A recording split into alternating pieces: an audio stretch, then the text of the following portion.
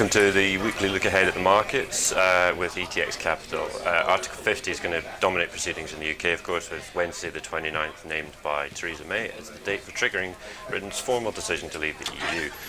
Last week, the pound dropped sharply when the government announced the date. It's come back a little bit since, of course, but that's a signal perhaps that the reality of exiting the EU remains a potential source of volatility and nervousness for traders. Meanwhile, the Trump trade remains the focal point for equity markets as investors assess whether the president will deliver on his programme of tax cuts and infrastructure spending.